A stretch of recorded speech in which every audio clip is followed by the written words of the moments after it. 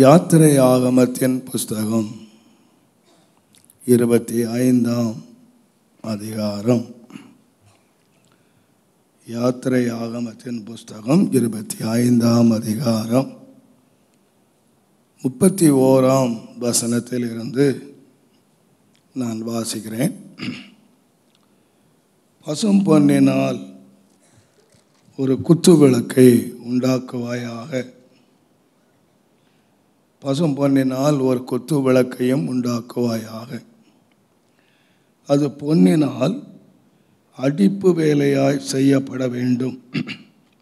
அதன் தண்டும் கிளைகளும் மொக்குகளும் பழங்களும் பூக்களும் பொன்னினால் செய்யப்பட வேண்டும். 6 கிளைகள் அதன் பக்கங்களில் விட வேண்டும். குத்துவிளக்கின் 3 கிளைகள் அதன் ஒரு பக்கத்திலும், குத்துவிளக்கின் 3 கிளைகள் அதன் மறுபக்கத்திலும் விட வேண்டும். ஒவ்வொரு கிளையிலே வாதுமை கொட்டைக்கு ஒப்பான 3 முக்குகளும் ஒரு பழமும் ஒரு பூவும் இருப்பதாக. குத்துவிளக்கிலிருந்து புறப்படும் 6 கிளைகளிலும் அப்படியே இருக்க வேண்டும். விளக்கு தண்டிலோ வாதுமை கொட்டைக்கு ஒப்பான 4 மொக்குகளும் பழங்களும் பூக்களும் இருப்பதாக. அதிலிருந்து புறப்படும் 2 கிளைகளின் கீழ் ஒரு பழமும் வேறு 2 கிளைகளின் கீழ் ஒரு பழமும் மற்ற 2 கிளைகளின் கீழ் ஒரு பழமும் இருப்பதாக. விளக்கு தண்டில் இருந்து புறப்படும் 6 கிளைகளுக்கும் அப்படியே இருக்க வேண்டும். அவைகளின் பழங்களும் அவைகளின் கிளைகளும் பொன்னினால் உண்டானவைகளாயிருப்பதாக. அவையெல்லாம் தகடாய் அடித்த பசும் பொன்னினால் செய்யப்பட்ட ஒரே வேலையாய் இருக்க வேண்டும். அதில் 7 அகல்களை செய்வாயாக. அதற்கு நேரெதிராய் எரியும்படிக்கு அவைகள் ஏற்றப்பட கடவது. அதன் கத்திரிகளும் சாம்பல் பாத்திரங்களும் பசும் பொன்னினால் செய்யப்படுவதாக. அதையும் அதற்குரிய பனிமுட்டுகள் யாவையும் 1 தாலந்து பசும் பொன்னினால் பண்ணப்பட வேண்டும். அன்பின் ஆண்டவரே, நன்றியோடு நாங்கள் உம்மை ஸ்தோத்திரிக்கிறோம். இந்த ஆசீர்வதிக்கப்பட்ட வேளையிலே மறுபடியும் தேவ சமூகத்திலே எங்களை கொண்டு வந்ததற்காக நன்றி. உம்முடைய விலை மதிக்க முடியாத உம்முடைய கரத்திலே அடியான் ஒப்பு கொடுக்கிறேன். சகல சத்தியத்துக்குள்ளே நடத்துகிற சத்திய ஆவியானவர் நீர் இன்றைக்கு எங்களை சத்தியத்துக்குள்ளே நடத்தி உம்முடைய மகிமையுள்ள நாமத்தை தயவு செய்து மகிமைப்படுத்தி தம்முடைய கிருபையை பெரிதாய் வெளிப்படுத்தி உயர்ந்த நாமத்தை நீர் மகிமைப்படுத்தும்படி அடியான் ஜெபிக்கிறேன். பலத்த கரம் தாங்கட்டும். இயேசுவின் நாமத்தில் பிதாவே, ஆமென். இந்த குத்துவிளக்கை நீங்கள் கவனிப்பீர்களானால் ஏற்கனவே நான் சொல்லி வந்திருக்கிறேன். இது ஆசரிப்பு கூடாரம் என்ற ஒரு பெரும் பகுதிக்குள்ளே உள்ளே பிரவேசித்த உடனே பலிபீடம் இருக்கிறது. ஏற்கனவே நாம் அதை கவனித்திருக்கிறோம். உள்ளே வந்த உடனே அங்கே தொட்டி இருக்கிறது. இந்த தொட்டியை கடந்த உடனே இங்கே ஒரு பெரிய ஸ்க்ரீன் இருக்கிறது. இந்த ஸ்க்ரீனுக்குள்ளே வந்தால் நாம் கவனித்தது போல மேஜை இருக்கிறது. சமூகத்து அப்பங்கள் வைக்கப்படுகிற இடம். 2வது இங்கே குத்து விளக்கு இருக்கிறது. 3வது இங்கே தூப பீடம். இந்த பரிசுத்த ஸ்தலம் என்று எழுதப்பட்ட இடம் முழுவதும் அடைக்கப்பட்ட இடம். பலகைகளால் 3 பக்கம் பலகைகளால் மூடப்பட்டிருக்கிறது. இந்த ஃப்ரண்ட் ஸ்க்ரீனால் மூடப்பட்டிருக்கிறது. இது முழுவதும் அடைக்கப்பட்டதுனாலே இதுக்குள்ளே இருக்கிறது முழுவதும் ஃபுல்லாக இருளாக இருக்கும். இந்த இருளுக்கு அங்கே வெளிச்சம் காட்டுவதற்காக குத்து விளக்கை வைத்திருக்கிறார்கள். வேறு இந்த ஆசரிப்பு கூடாரத்துக்குள்ள வேறு எங்கேயுமே லைட்டு கிடையாது, வெளிச்சம் எங்கேயுமே கிடையாது. நீங்கள் உள்ளே வந்தால் அங்கே பலிபீடத்தில் எரிகிற நெருப்பினால் உள்ள வெளிச்சம்தான் இருக்கும். மகா பரிசுத்த ஸ்தலத்துக்குள்ளே போயிட்டீங்கன்னா அங்கே வெளிச்சமே கிடையாது. அங்கே முழுவதும் கார் இருள். இங்கே வெளிச்சம், ஆசரிப்பு கூடாரத்துக்குள்ளே வெளிச்சம் என்று நீங்கள் அறிய வேண்டுமானால் ஒரே ஒரு விளக்கு தான். அந்த ஒரு வெளிச்சத்திலே தான் இந்த ஆசரிப்பு கூடாரம். வேறு எங்கேயுமே வெளிச்சம் கொளுத்தக்கூடாது. உள்ளே வந்தால் அவன் பலி செலுத்துகிறான், அங்கே பலி எரிகிறது, அவ்வளவுதான். அந்த வெளிச்சத்தில் தான் வேலை நடக்கிறது. இங்கே ஸ்க்ரீனுக்குள்ளே, அடைபட்ட ஸ்க்ரீனுக்குள்ளே இந்த குத்து விளக்கு வெளிச்சம் வீசி கொண்டிருக்கு. அடுத்தது நீங்கள் மகாபரிசுத்தம் போனீங்கன்னா அங்கே உடன்படிக்கை பெட்டி, அங்கே கிருபாசனம் அங்கே இருக்கிறது. அங்கேயும் ஆண்டவர் எந்த வெளிச்சத்தையும் கொடுக்கல, லைட்டை கொளுத்து சொல்லலை. ஒரே பரிசுத்த ஸ்தலத்தில் மாத்திரம்தான் ஆண்டவர் வெளிச்சத்தை, அந்த குத்து விளக்கு என்று சொல்லுகிற இந்த விளக்கை வைத்தார். பொதுவாக நாம் இந்த குத்து விளக்கை படிப்பதற்கு முன்பதாக நான் முகவுரையாக இந்த வெளிச்சம் என்கிறதை நாம் அறிந்து கொண்டால் இந்த குத்து விளக்கை படிப்பது மிக லகுவாக இருக்கும். இந்த கூடாரத்தை வெளிச்சம் கொடுக்கும்படியாக ஆண்டவர் அந்த குத்து விளக்கை வைத்தார். நீங்கள் இதை விலகிக் கொள்ள வேண்டுமானால் ஆதியாமத்திலிருந்து வெளிச்சம் அந்த கதையை நீங்கள் படித்தால் நலமாயிருக்கும். அதில் நாம் கற்றுக்கொண்டால் இந்த வெளிச்சத்தை அறிவது நமக்கு உதவியாக இருக்கும்.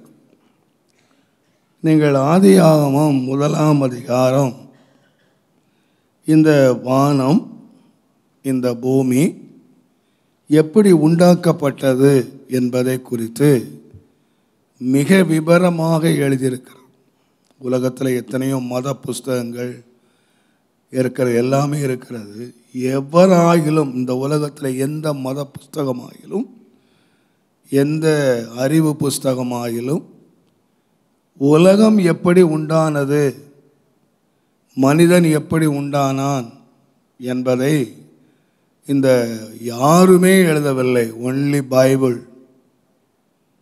மற்ற எல்லா விஞ்ஞானங்களும் கண்டுபிடிப்புகளும் இருக்கலாம், இப்படி உண்டாயிருக்கலாம், மனிதன் குரங்கிலிருந்து வந்திருக்கலாம், ஒரு பெரிய கிரகங்கள் வெடித்து சிதறினதிலே இந்த பூமி உண்டாயிருக்கலாம், இருக்கலாம் இருக்கலாம் என்று தான் சொல்லுகிறார்களே தவிர இப்படித்தான் என்று சொல்வதற்கு அவர்கள் யாராலும் முடியாது. பல வருஷங்களுக்கு முன்பதாக இந்த உலகம் எப்படி உண்டானது என்பதை அறிவதற்காக ஏறக்குறைய 250 சயின்டிஸ்ட், விஞ்ஞானிகள் ஒரு பெரிய கம்ப்யூட்டரை உண்டாக்குனாங்க. அவங்க பெரிய கம்ப்யூட்டரை உண்டாக்கி அதிலே அவர்களுக்கு தெரிந்த எல்லா காரியங்களையும் ஃபீட் பண்ணாங்க. இந்த உலகம் எப்படி உண்டாச்சுன்னு கண்டுபிடிக்கிறதுக்கு கம்ப்யூட்டரை பயன்படுத்தினார்கள். பல வருஷங்களாக அவர்கள் ஆராய்ச்சி பண்ணி எல்லாத்தையும் ஃபீட் பண்ணி அந்த கம்ப்யூட்டரை ஆன் பண்ணால் அந்த கம்ப்யூட்டர் ஒரே ஒரு மெசேஜை பிரிண்ட் பண்ணிவிட்டு ஆஃப் ஆகிடுச்சு. அது என்னென்னா, ரீட் ஜெனிசியஸ் 1:1. எப்படி வானம் பூமி உண்டாச்சுன்னா ஆதியாகமம் 1ஆம் அதிகாரம் 1ஆம் வசனத்தை வாசின்னு. வானமும் பூமியையும் யார் உண்டாக்குனது? ஆதியிலே தேவன் சிருஷ்டித்தார். அதான் பதில். வேறு யாரும் எந்த பதிலையும் கண்டுபிடிக்க முடியாது, எந்த பதிலையும் சொல்ல முடியாது. தேவனுடைய நாமத்துக்கு மகிமை உண்டாவதாக. இந்த அநேகர் செலவில் சந்தேகம் இருக்கலாம், பிரதர் 4 லட்சம் வருஷத்துக்கு முன்னால் எலும்பு கூட கண்டுபிடிச்சாங்க, ஏன்னா அது இருந்துச்சு இது இருந்துச்சுலாம் சொல்கிறாங்க. அது நீங்கள் ஒரு அறிவுக்காக நான் சொல்லிவிடுகிறேன். 1ஆம் அதிகாரம் 1ஆம் வசனத்துக்கும் 2ஆம் வசனத்துக்கும் எவ்வளவு கால இடைவெளி என்பதை யாராலும் கண்டுபிடிக்க முடியவில்லை. ஏனென்றால் முதல் வசனம் என்ன ஆரம்பிக்குன்னு கேட்டிங்கன்னா, ஆதியிலே, இன் த பிகினிங், ஆதியிலே தேவன். 2ஆம் வசனம் சொல்லியிருக்கிறது பூமியானது ஒழுங்கின்மையும். அப்போ உண்டாக்கலை. ஆதியிலே தேவன் வானத்தையும் பூமியும் உண்டாக்கினார். 2ஆம் வசனம் சொல்லுகிறது ஆண்டவர் பூமியை பார்த்தார், ஒழுங்கின்மையும் வெறுமையுமா இருந்தது. அப்போ ஆதியிலே ஆண்டவர் உண்டாக்கின வானம் பூமி இருக்கிறது. ஏர்லி ஸ்டேஜ் அது அழிக்கப்பட்டது. ஆதியிலே என்ற வார்த்தை, இந்த உலகம் உருவாக்கப்பட்டு ஆதாம் முதல் மனிதனாக வந்தது. இந்த பைபிள் ஏன் எழுதியிருக்குன்னு கேட்டிங்கன்னா, இயேசு இந்த உலகத்தில் எதற்காக வந்தார், பாவம் இந்த உலகத்தில் எப்படி வந்துச்சு என்கிறதை சொல்வதற்காக மாத்திரம்தானே தவிர வேற மற்ற எந்த சரித்திர சம்பந்தத்துக்காக எழுதப்படலை. யோவான் சொன்ன மாதிரி இயேசு செய்த அற்புதங்கள் எல்லாம் எழுத போனால் இந்த புஸ்தகம் உலகம் கொள்ளாதுன்னு அன்றைக்கு எழுதி முடிச்சிட்டான் ஒரே காரியத்தை. இந்த பைபிள் சுருக்கமாக என்ன சொல்லுது என்று கேட்டால், எப்படி பாவம் உலகத்திலே வந்தது, மனிதர்கள் எப்படி பாவத்துக்குள்ளானார்கள், இந்த பாவ பரிகாரத்துக்காக இயேசு எப்படி இந்த உலகத்துக்கு வந்தார், எப்படி பாவம் எப்படி பண்ணுகிறார், இந்த பாவ மன்னிப்பை பெற்றவங்க எப்படி பரிசுத்தமாக வாழ்ந்தால் ஒரு பரிசுத்த ராஜ்யம் போவோம். இவ்வளோ தான் குறுக்கு மேப் ஒன்று போட்டு வச்சுட்டாங்க, அவ்வளோதான். இதை கீழ்ப்படிஞ்சால் போதும். இதை வாசித்து இதில் என்ன சொல்லப்பட்டிருக்கிறதோ அதை நாம் கழிப்பதால் போதும். அதனால தான் சுருக்கமாக சொல்லிட்டான், மறைவானது கர்த்தருக்குரியது, வெளிப்படுத்தப்பட்டது நமக்குரியது. ஆண்டவர் நமக்கு என்ன வெளிப்படுத்தி வச்சிருக்கிறாரோ அதைத்தான் நம்ம கை கொள்ளணுமே தவிர மறைவானதெல்லாம் தேட வேண்டிய அவசியம் இல்லை. அது அவருடைய ஆனந்த ஞானம். இதை புரிஞ்சுக்கிறதுக்கே நமக்கு புத்தி இல்லை. அதையெல்லாம் நாம் போய் ஆராய்ச்சி பண்ண வேண்டிய அவசியம் இல்லை.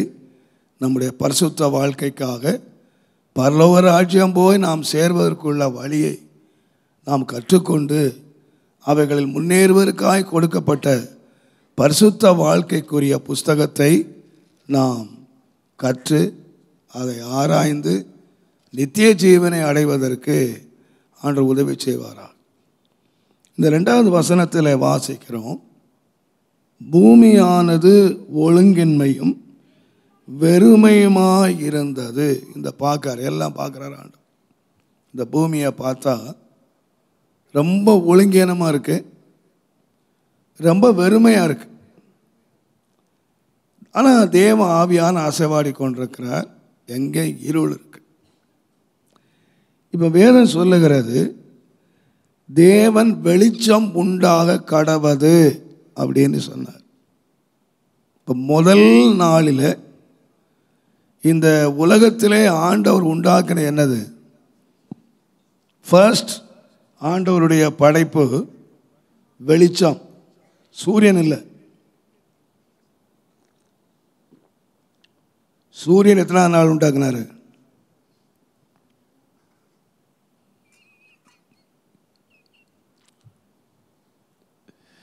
வேதப்பாட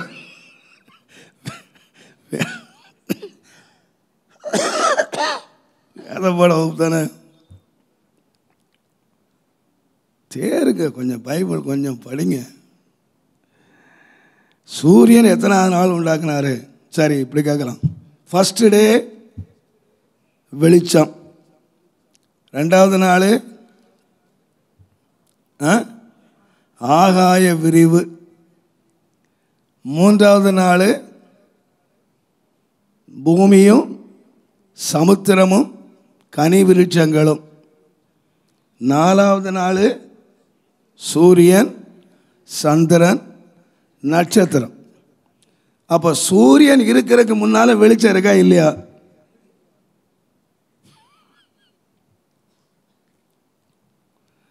எல்லாம் நினச்சிக்கிட்டு இருக்காங்க சூரியன் தான் வெளிச்சம் கொடுக்குன்னு. ஆனால் சூரியனுக்கு முன்னால் உண்டாக்கப்பட்டது என்னன்னு கேட்டிங்கன்னா லைட், வெளிச்சம்.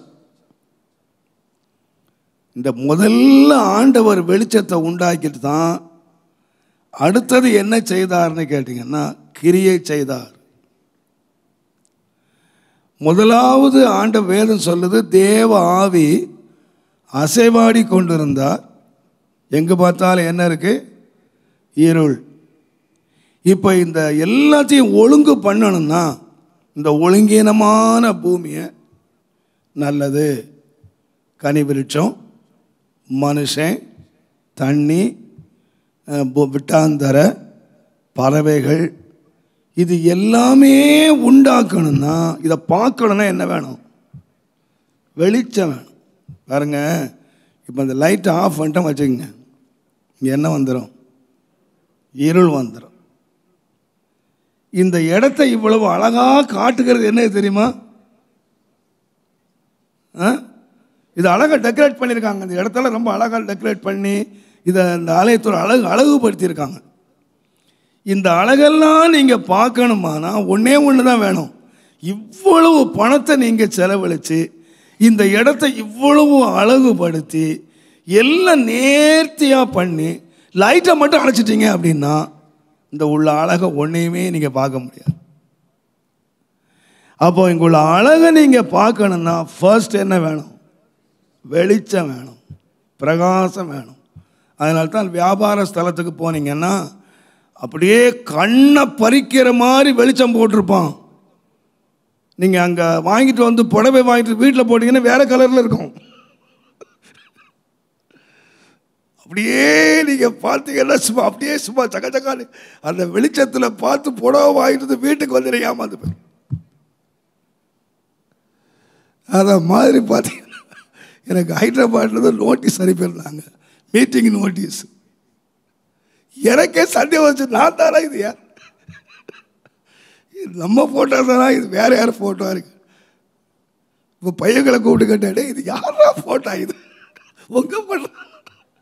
ஏன் ஃபோட்டோவா? அது எப்படி போல வெள்ளையா இருக்கு? அது லைட்டு கொடுத்தான்ல, லைட்டில் யார் ஆயிட்டேன்? அதனால தான் நான் சில வேலைகளில் சொல்கிறது, இந்த பொண்ணு பார்க்க போனால் நேரில் பார்த்துறியா? இந்த ஸ்டுடியோவில் கொண்டு போய் இந்த பக்கம் லைட்டை அடித்து அவளை வெள்ளையாக காட்டி அப்புறம் நேராக போகிறேன். இப்போ வெளிச்சம்லாம் உங்களுக்கு என்னத்தை காட்டுதுன்னா ஒரிஜினல்.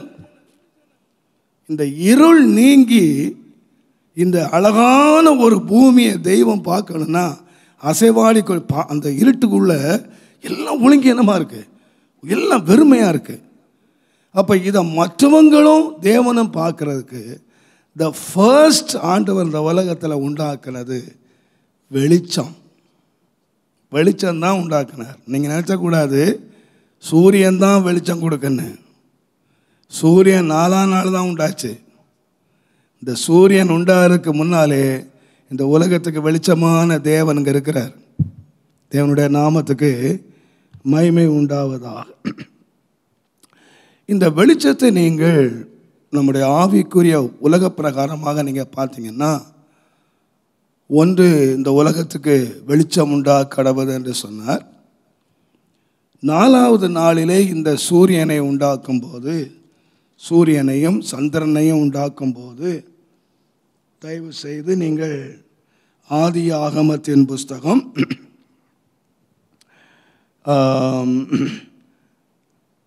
14ஆம் வசனத்தை கொஞ்சம் வாசிங்க. பின்பு தேவன் பகலுக்கும் இரவுக்கும் வித்தியாசம் உண்டாக்கத்தக்கதாக வானம் என்கிற ஆகாய விரிவிலே சுடர்கள் உண்டாக கடவது. வானம் என்கிற ஆகாய விரிவிலே. அப்போ இந்த ஆகாய விரிவு எங்கே இருக்குன்னு கேட்டிங்கன்னா, நீங்கள் 2வது நாளில் பார்த்தீங்கன்னா தண்ணி எங்கேயும் இருக்குது. தண்ணியை பிரிக்கணும்னு சொன்னார். ஆகாய விரிவு வந்து தண்ணியை பிரிக்கணுமா? அப்போ கீழே இருக்கிற தளம் ஒன்று சேர்ந்தா சமுத்திரம், பூமி. இந்த வானத்துக்கு மேலே ஆகாய விரிவுக்கு மேலே என்னதான் இருக்குது? தண்ணி தான் இருக்குது. அதான் வானம் திறந்து 40வது நாள் மழை பெய்துச்சு. நமக்கு மழை எப்படி பெய்யுதுன்னா, மேகம் வந்து தான் மழை பெய்யுது. ஆனால் நோவா காலத்தில் வானத்தின் மதிலையும் திறந்தார் ஆண்டவர். நமக்கு வெறும் மழை தான் பெய்யுது. எங்கே மேகம் இருக்கோ அங்கே மழை வரும். ஆண்டவர் மேலேயும் தண்ணி. அப்போ நம்ம எங்கே தான் இருக்கிறோன்னு கேட்டிங்கன்னா தண்ணிக்குள்ளே தான் இருக்கிறோம். உலகத்தின் படைப்பை நீங்கள் பார்த்தீங்கன்னா ஆண்டவருடைய அதிசயங்கள். இந்த கடவுள் இல்லைன்னு மனுஷன் என்ன அழகாக சொல்லிடுறான். கொஞ்சமாக உட்காந்து வேதத்தை வாசித்தா நல்லாயிருக்கும். எப்படி நான் அதுக்குள்ளே போக விரும்பலை. ஆண்டவர் 4வது நாள் இந்த சூரியனை படைக்கிறார். படைச்சதனுடைய நோக்கம் பகலுக்கும் இரவுக்கும் வித்தியாசம் உண்டாகத்தக்கதாக வானம் என்கிற ஆகாய விரிவிலே சுடர்கள் உண்டாக கடவது. அவைகள் அடையாளங்களுக்காகவும் காலங்களையும் நாட்களையும் வருஷங்களையும் குறிக்கிறதற்காக. அப்போ முதலாவது எதுக்குன்னு கேட்டிங்கன்னா வித்தியாசம் உண்டாக்கணும், அது அடையாளங்களாக இருக்கணும், அது காலங்களையும் வருஷங்களையும் குறிக்கிறவைகளாக இருக்கணும். இதற்காக 4வது நாள் சூரியன், சந்திரன், நட்சத்திரங்கள் என்ற 3 சுடர்களை, 2 பெரிய சுடர்களையும் நட்சத்திரங்களையும் ஆகாய விரிவு என்கிற வானத்திலே ஆண்டவர் வைத்தார். கர்த்தருடைய நாமத்துக்கு மகிமை உண்டாவதாக. இப்போ என்ன கண்டுபிடிச்சிருக்காங்கன்னு கேட்டிங்கன்னா, இந்த பூமிக்கு ஒரு சூரியன் இருக்கு, ஒரு சந்திரன் இருக்கு. இதே விதமாக கோடிக்கணக்கான கிரகங்கள் சுற்றிக்கிட்டு இருக்கான் வானமண்டலத்தில். அவைகளுக்கென்று தனி சூரியன் இருக்கிறது, அவைகளுக்கென்று நட்சத்திரங்கள் இருக்கின்றன என்று கண்டுபிடித்திருக்கிறார்கள். பல கிரகங்கள் இருக்கின்றன. இங்கே எழுதப்பட்டிருக்கிறது வெறும் பூமியை மாத்திரம்தான். இந்த பூமிக்கு வெளிச்சத்தை கொடுப்பதற்காக, இந்த பூமியிலே காலங்களை காட்டுவதற்காக, இந்த பூமியிலே அடையாளங்களாக தேவன் இந்த சூரியன் என்ற ஒன்றை வைத்தார். ஆனால் நான் மறுபடியும் சொல்லுகிறேன், இந்த பூமியை இந்த சூரியன் உண்டாவதற்கு முன்பதாகவே தேவன் இந்த உலகத்திலே வெளிச்சத்தை பிரகாசிக்க பண்ணியிருக்கிறார். கர்த்தருடைய நாமத்துக்கு மகிமை உண்டாவதா. இதை நாம் ஆவிக்குரிய விலகமாக நாம் பார்ப்போமானால், என் ஆண்டவராக இயேசு சொன்னார், யோவான் எழுதின சுவிசேஷம் 9ஆம் அதிகாரம், தயவு செய்து 5வது வசனத்தை வாசியுங்கள். அந்த ஒளி இருளிலே பிரகாசிக்கிறது, இருளானது. ஒழுங்கா நான் சொல்றத வாசிங்க. யோவான் 9:5, 9:5. நான் உலகத்துக்கு ஒளியாயிருக்கிறேன். நான் உலகத்துக்கு ஒளியாயிருக்கிறேன். அந்த வசனத்தை அப்படியே வச்சுக்கோங்க. இப்போ மத்தேயு 5ஆம் அதிகாரத்தை வாசித்து பாருங்க. மத்தேயு 5ஆம் அதிகாரம் 14ஆம் வசனத்திலிருந்து வாசிங்க. நீங்கள் உலகத்துக்கு வெளிச்சமாய் இருக்கிறீர்கள். நீங்கள் உலகத்துக்கு 9ஆம் யோவான் என்ன சொன்னார்னா, உலகத்துக்கு ஒளி. ஆனால் நீங்க யாரா இருக்கிறீங்கன்னா உலகத்துக்கு ஒளி இல்லை, உலகத்துக்கு வெளிச்சம். ஒளிக்கும் வெளிச்சத்துக்கும் ரொம்ப வித்தியாசம். நான் உலகத்துக்கு ஒளியாயிருக்கிறேன். நீங்க யாரா இருக்கிறீங்கன்னு கேட்டீங்கன்னா உலகத்துக்கு வெளிச்சமாயிருக்கிறீர்கள். இந்த இதுக்கு ஒரு பெரிய விளக்கத்தை கொடுத்தார். ஒரு மனுஷன் விளக்கை என்ன செய்தான்? கொளுத்தினான். இப்போ விளக்கு இருக்கு, விளக்கு என்ன கொடுக்கும்? வெளிச்சம் கொடுக்கும். ஆனால் விளக்குக்கு என்ன இல்லை?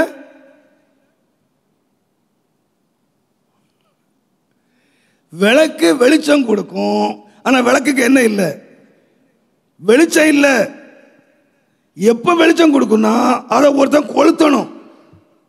Depend upon. அந்த ஒரு விளக்கை கொளுத்தணும்னா அதுக்கு எண்ணெய் வேணும், அதுக்கு திரி வேணும், அதை கொளுத்துறதுக்கு இன்னொரு ஆள் வேணும். நீங்கள் விளக்க சும்மா வச்சுங்கன்னா விளக்கு எரியாது. அதனால தான் இயேசு சொன்னார், ஒருவன் விளக்கை கொளுத்தி, அந்த விளக்கை கொளுத்திட்டாலும் என்ன பண்ணணும்னு கேட்டிங்கன்னா, அதை கொண்டு வந்து விளக்கு தண்டின் மேல் ஒரு உயரமாக வைக்கிறான். நீங்கள் கீழே வச்சிட்டிங்கன்னா அது அங்கே மட்டும்தான் வெளிச்சம் கொடுக்கும். நீங்கள் எவ்வளோ ஹைட்டாக வைக்கிறீங்களோ அவ்வளோ வெளிச்சம் என்ன செய்யும்? பரவி அடிக்கும். பாருங்கள், இந்த லைட்டை நீங்கள் இவ்வளோ தூக்கி போட்டதுனால தான் வெளிச்சம் கிடைக்குது. இந்த லைட்டை கொண்டு கீழே வச்சிங்கன்னா இது இங்கே இவ்வளோ வெளிச்சம் இருக்காது. விளக்கு உயர உயர போக போக வெளிச்சம் என்ன செய்யுதுன்னா பரவி அடிக்கிறது. இப்போ ஏன் சொன்னார், இந்த உலகத்துக்கு நீங்கள் வெளிச்சமாக இருக்கிறீங்க. நீங்கள் வெளிச்சமாக இருந்தாலும் உங்களை என்ன செய்யணும் அப்படின்னு சொன்னால், உங்களை இன்னொருத்த கொளுத்தணும். இந்த விளக்கை கொளுத்துனா இது எங்கே வரைக்கும் வெளிச்சம் கொடுக்கும்னு கேட்டிங்கன்னா, வீட்டில் உள்ளவர்களுக்கு விளக்கு எவ்வளோ தான் கொடுக்கும்? வீட்டில். ஆனால் இயேசு யாருன்னு கேட்டிங்கன்னா, உலகத்துக்கு ஒளியாக இருக்கிறார். உலகத்துக்கு ஒளியாக இருக்கிறார். இந்த விளக்கை என்ன சொன்னார் என்று கேட்டால், விளக்கை கொளுத்தி ஒருவன் மரக்காலால் மூடி வைக்காமல் அதை விளக்கு தண்டின் மேல் வைப்பான். அப்பொழுது எங்கே கொடுக்குமா? வீட்டில் உள்ள யாவருக்கும். அந்த வார்த்தை ரொம்ப முக்கியமான ஒரு வார்த்தை. அந்த வீட்டில் உள்ள யாவருக்கும் வெளிச்சம் கொடுக்கும். இவ்விதமாய் அதை சொல்லிட்டு என்ன சொன்னார்னு கேட்டீங்கன்னா, இவ்விதமாய் உங்கள் வெளிச்சத்தை கண்டுன்னு சொல்லல, உங்களுடைய நற்கிரியைகளை கண்டு. அப்ப விளக்கு என்ன? நற்கிரியைகள். இந்த நற்கிரியைகள் இவன் செய்ய முடியாது, இதை ஒருத்தர் கொளுத்தணும், இது ஒருத்தர் உதவி செய்யணும்.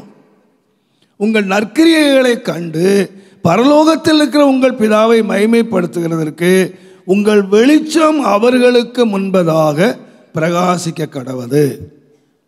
ஆனால் நீங்கள் ஆண்டவருடைய வெளிச்சத்தை நீங்கள் பார்த்தீங்கன்னா, கர்த்தருடைய நாமத்துக்கு மகிமை உண்டாவதாக. நீங்கள் அந்த 9ஆம் அதிகாரம் 5வது, உலகத்துக்கு ஒளியாக இருக்கிறேன். இந்த ஒளி எங்கே இருக்குன்னு கேட்டிங்கன்னா, நீங்கள் முதல்ல வாசிங்க பாருங்கள். யோவான் எழுதின சுவிசேஷம் 1ஆம் அதிகாரம். தயவு செய்து நீங்கள் 5ஆம் வசனத்தை நீங்கள் வாசித்து பாருங்கள். அந்த ஒளி இருளிலே பிரகாசிக்கிறது. அதுக்கு முந்தின வசனம் வாசிங்க. அவருக்குள் ஜீவன் இருந்தது. யாருக்குள்ள? வார்த்தைக்குள்ளே ஆதியிலே வார்த்தை இருந்தது, அந்த வார்த்தை தேவனாயிருந்தது. முதல்ல இருந்து வாசித்தங்களா? ஆதியிலே வார்த்தை இருந்தது. ஆதியிலே வார்த்தை இருந்தது. அந்த வார்த்தை தேவனிடத்தில் இருந்தது. அந்த வார்த்தை தேவனாய் இருந்தது. அவர் ஆதியிலே தேவனோடு இருந்தார். சகலமும் அவர் மூலமாய் உண்டாயிற்று. உண்டானது ஒன்றும் அவராலே அல்லாமல் உண்டாகவில்லை. அப்போ உலகம் எப்படி உண்டாச்சு? அவராலேனா? வார்த்தையினாலே. வார்த்தையாகிய தேவனால் இந்த உலகம் உண்டாச்சு. உண்டானது ஒன்றும் அவராலே அல்லாமல் உண்டாகவில்லை. அவருக்குள் ஜீவன் இருந்தது. அந்த வார்த்தைக்குள்ளே என்ன இருந்துச்சு? ஜீவன் இருந்துச்சு.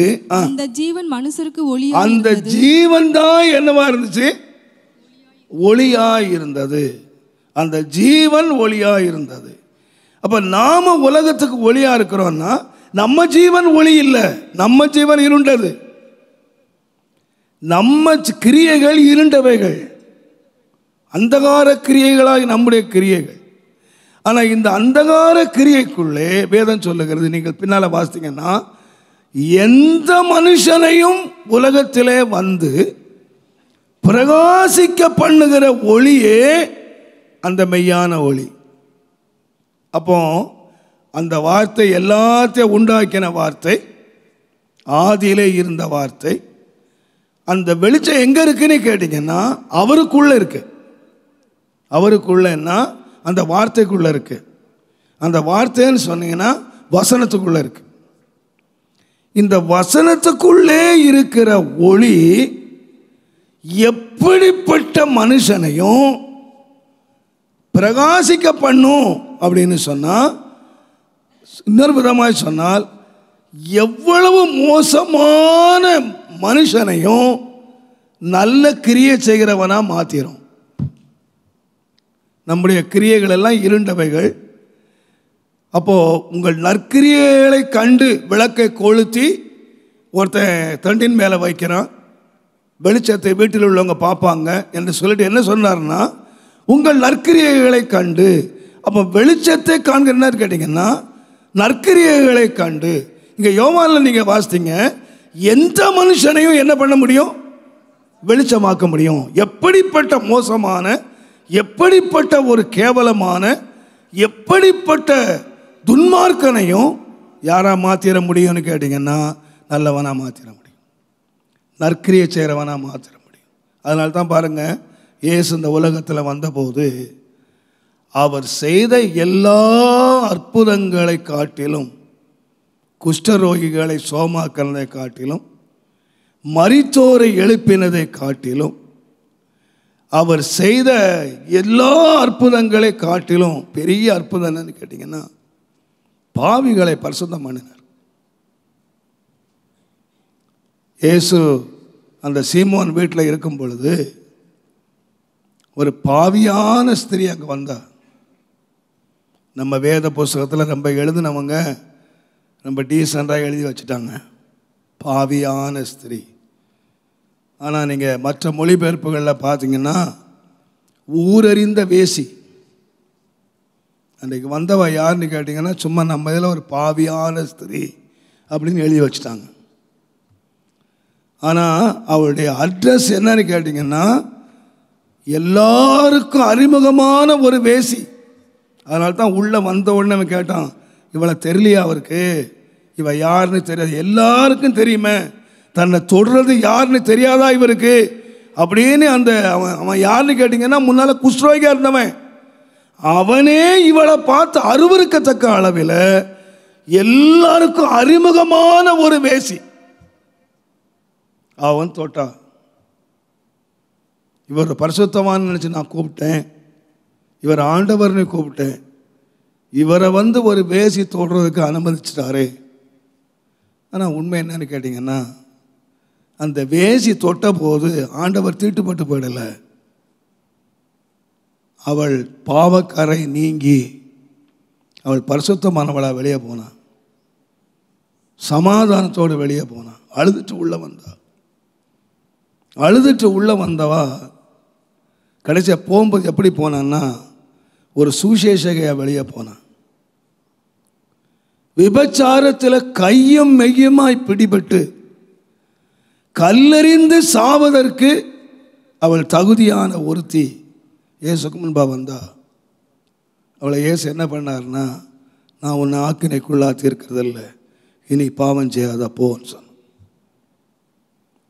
அந்த கிணத்தங்கரையில் உட்கார்ந்து 5 புருஷனுக்கு வாழ்க்கப்பட்டு 5 பேரோடு அவள் தீட்டுப்பட்டு இப்பவும் 6வது ஒருத்தனுக்கு கீப்பராக உட்கார்ந்துருக்கா. அவள் வர அங்கே அவள் யாரா மாறினா தெரியுமா?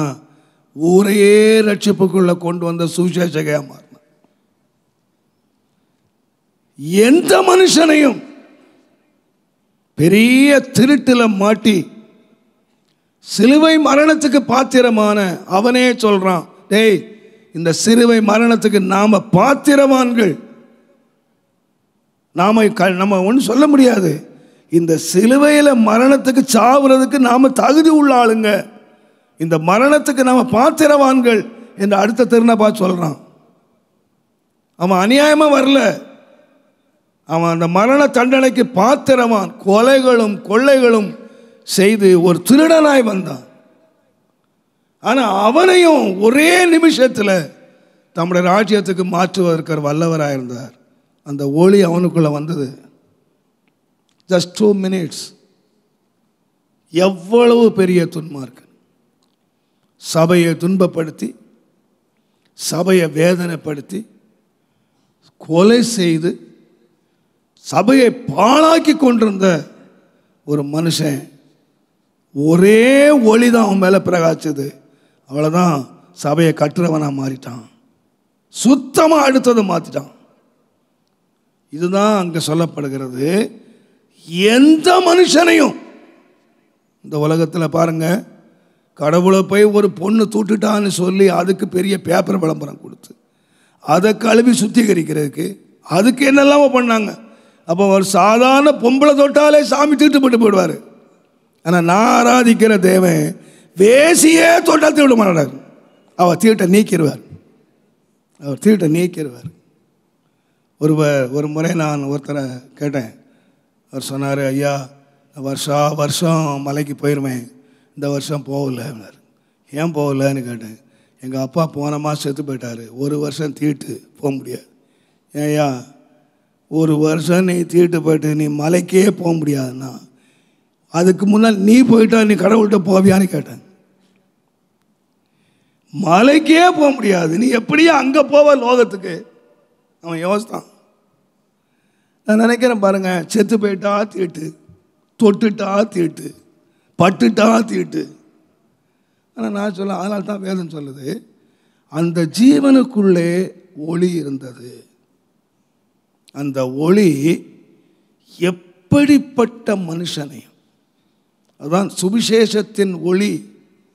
எவ்வளவு குடிகாரர்கள் இன்றைக்கி நான் ஒரு முறை சென்னையில் ஒரு ஓப்பன் ஏரில் என்னை பேச கூப்பிட்டாங்க. பயங்கரமான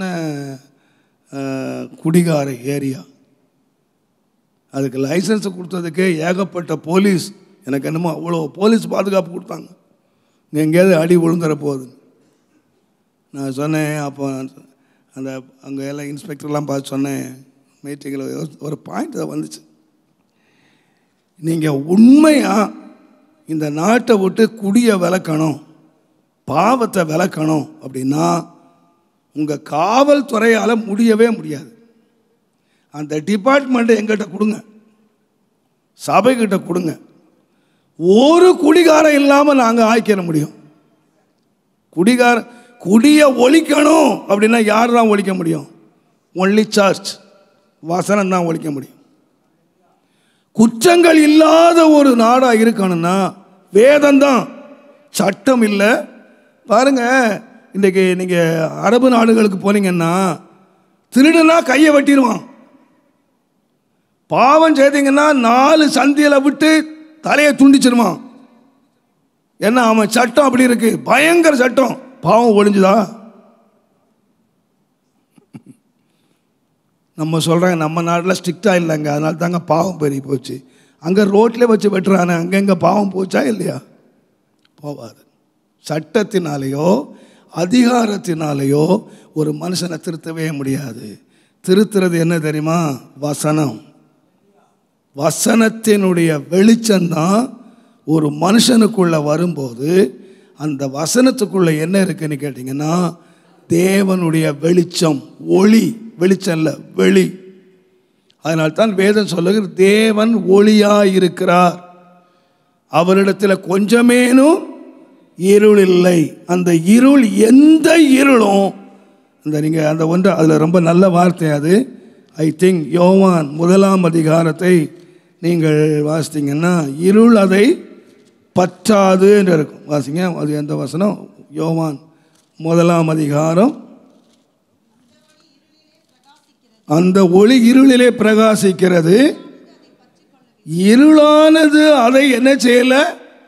பற்றி கொள்ளல. இருளானது அதை பற்றி கொள்ளவே இல்லை, பிடிக்கவே முடியாது. இருள் அதை பிடிக்கவே முடியாது. அது எங்கே பிரகாசிக்குன்னா இருளுள்ள ஸ்தலங்களில் பிரகாசிக்கும். இன்றைக்கி பாருங்கள், கர்த்தருடைய நாமத்துக்கு மகிமை உண்டாவதாக.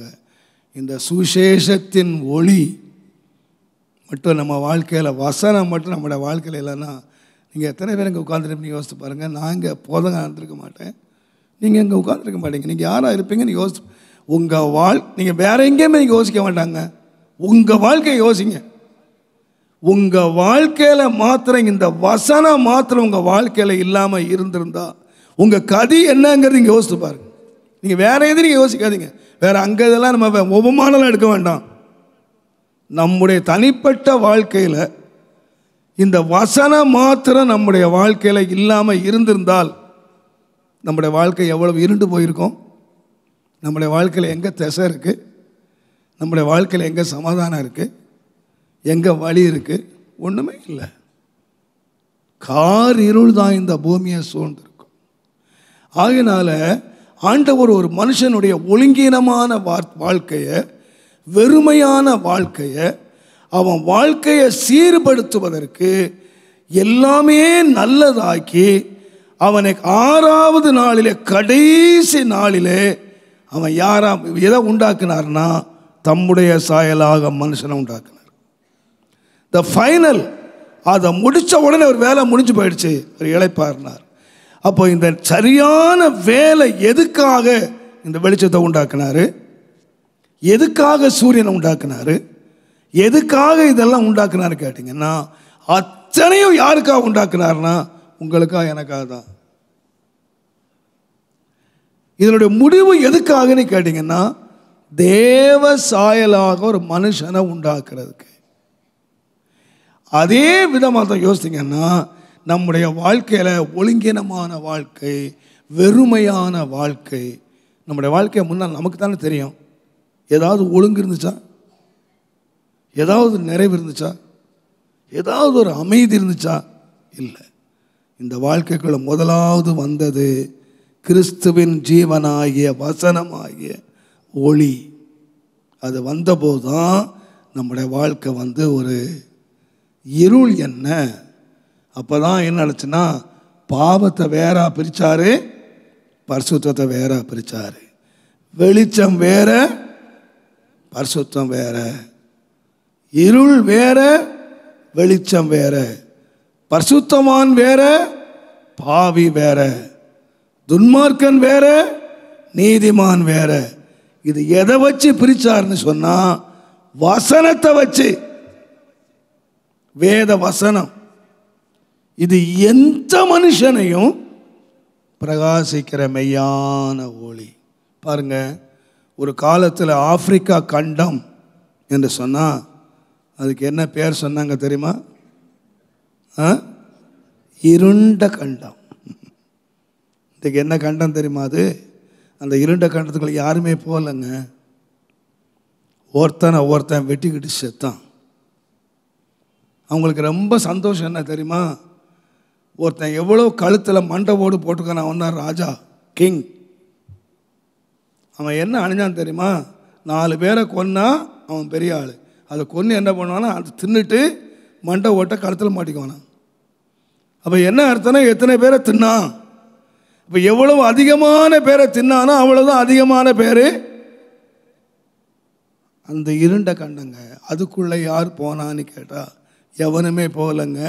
எந்த மதவாதியும் போகல, எந்த தலைவனும் போகல. தன்னுடைய வசனத்தினால வெளிச்சம் அடைந்த சுவிசேஷ பக்தர்கள் தங்கள் ஜீவனையும் பொருட்டாக எண்ணாம இந்த இருண்ட கண்டத்துக்குள்ள சுவிசேஷ ஒளியை கொண்டு போனாங்க. அதனால தாங்க இந்த இருண்ட கண்டம் ஆப்பிரிக்கா கண்டமாக மாறிடுச்சு, பொண்ணு விளைகிற பூமியாக மாறிடுச்சு. உள்ள போன வெளிச்சம் என்ன? ஃபர்ஸ்ட் சுவிசேஷம், வசனமாகிய ஒளி. நான் அடிக்கடி சொல்லியிருக்கேன், ஆப்பிரிக்கா கண்டத்தில் ஒரு தாத்தா உட்கார்ந்து வேதம் படிச்சுக்கிட்டு இருந்தார். விளக்கு வெளிச்சத்தில், தெரு வெளிச்சத்தில் வேதம் படிச்சுக்கிட்டு இருந்தார். ஒரு பையன் வந்து கேட்டானா, தாத்தா என்ன படிக்கிறீங்கன்னு கேட்டான். வேதம் படிக்கிறேன்ப்பா. அவன் ரொம்ப கிண்டலாக சொன்னான். ஏன்னா இவங்கெல்லாம் படிக்காத, அவங்களாம் படித்தவங்கல்ல, சயின்ஸ் படித்தவங்க, நிறையா காலேஜெல்லாம் படிச்சிட்டாங்கல்ல.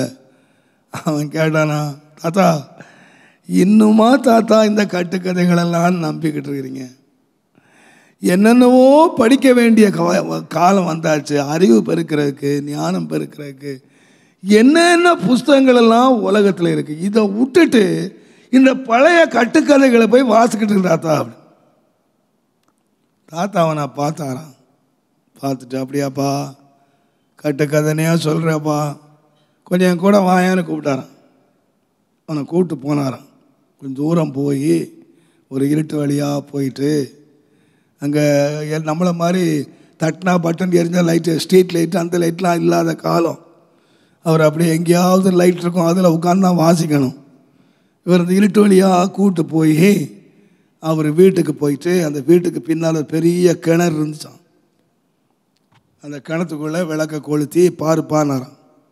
பார்த்தா ஃபுல்லாக மண்டை ஓடும், கையும் காலும் எலும்புகளாக கிடக்குதான். இந்த கிணறு முழுவதும் எலும்பு. அவன் பார்த்தானா, தாத்தா இது என்ன என்ன காட்டுறீங்க? நான் இல்லை ஒன்றும் இல்லை, இது என்னன்னு கேட்டேன்னா நீ சொன்ன பாரு கட்டுக்கதை அப்படின்னு. இந்த கட்டுக்கதை புஸ்தகம் எங்கள் வாழ்க்கையில் வர்றதுக்கு முன்னால் எங்கள் அப்பா எங்கள் தாத்தாலாம் சாப்பிட்டு போட்ட மிச்சம். என்னவா ஃபுல்லாக கிணறு எங்கள் தாத்தா பாட்டி எல்லாம் சாப்பிட்டு போட்ட மிச்சம். இதை எலும்பை கடிக்க முடியும், அதையும் கடிச்சிட்டு இருப்பான். நீ சொன்ன பாரு கட்டுக்கதைன்னு. இந்த கட்டுக்கதை புஸ்தகம் மாத்திரம் என் வாழ்க்கையில் வராமல் இருந்திருந்தா இப்போ நீ இங்கே நின்று பேசிக்கிட்டு இருக்க மாட்ட, நைட்டு சாப்பாட்டுக்கு நீ தான் இருந்திருப்ப. இதை கட்டுக்கதை புஸ்தகம் சொல்கிற மனுஷனை தின்னுக்கிட்டு இருந்த என் வாழ்க்கையை, மிருகமாக இருந்த என்னுடைய வாழ்க்கையை மனுஷனாக மாற்றின இந்த புஸ்தகம், இந்த வார்த்தை.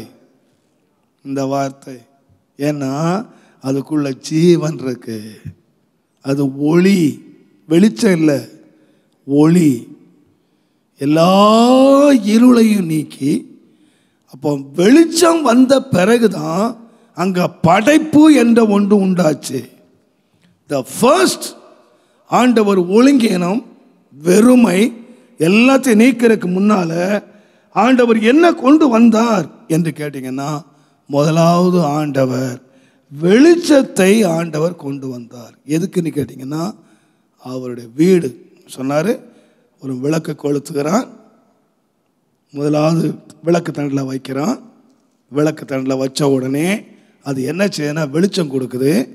எல்லாரும் அவனுடைய நல்ல கிரியைகளை பார்க்குறாங்க. அப்போ நான் சொல்லுவேன், அங்கே தேவன் வீடு என்று சொன்னது என்னன்னு கேட்டிங்கன்னா, அந்த விளக்கை கொளுத்துறது, நம்முடைய வாழ்க்கையை கொளுத்துகிறது வசனம். ஒரு மனுஷனுடைய வாழ்க்கையை வெளிச்சமாக்குறது கர்த்தருடைய வசனம்.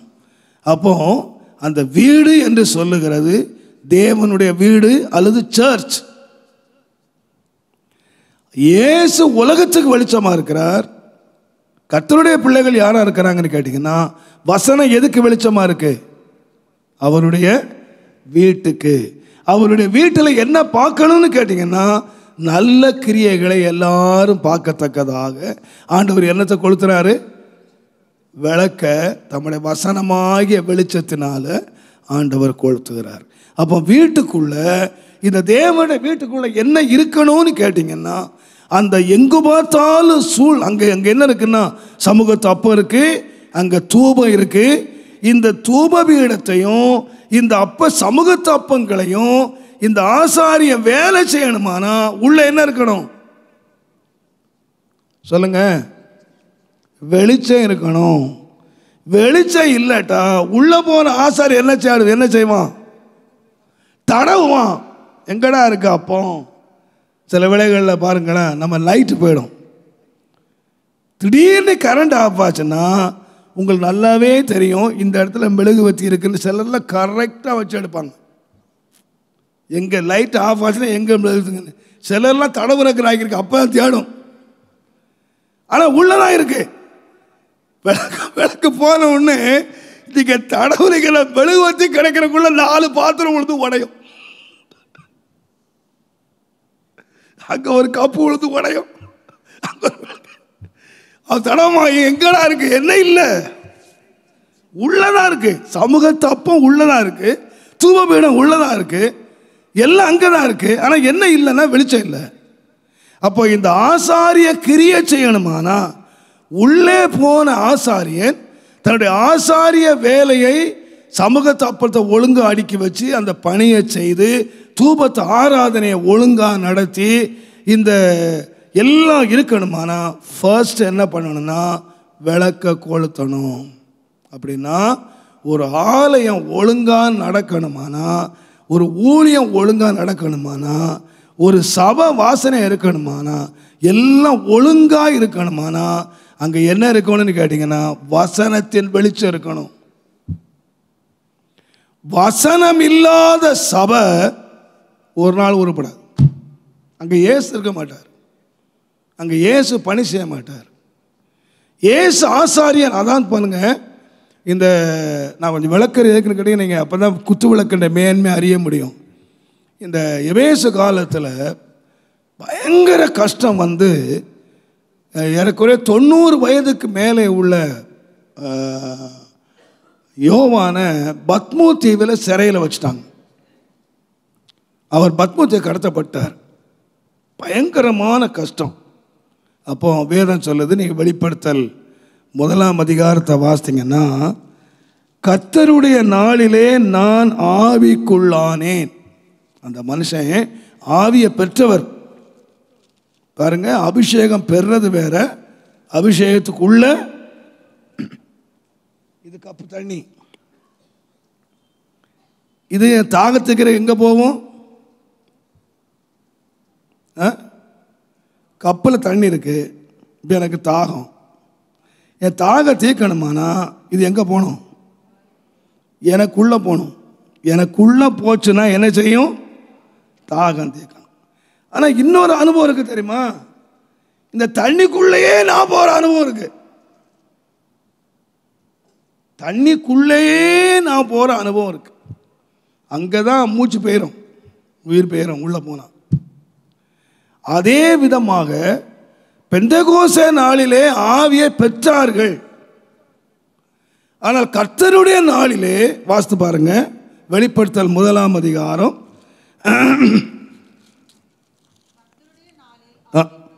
கர்த்தருடைய நாளிலே நான் ஆவிக்குள்ளானேன். அப்பொழுது எனக்கு பின்னாலே எக்கால சத்தம் போன்ற பெரிதான ஒரு சத்தத்தை கேட்டேன். அது நான் அல்பாவும் ஒமேகாவும் முந்தினவரும் பிந்தினவருமாய் இருக்கிறேன். நீ காண்கிறதை ஒரு புஸ்தகத்தில் எழுதி ஆசியாவில் இருக்கிற எபேசு, சிமிர்னா, பெர்கமு, தியத்ரா, சர்தை, பிலதெல்பியா, லவோதிகேயா என்னும் பட்டணங்களில் உள்ள 7 சபைகளுக்கும் அனுப்பு என்று விளம்பினது.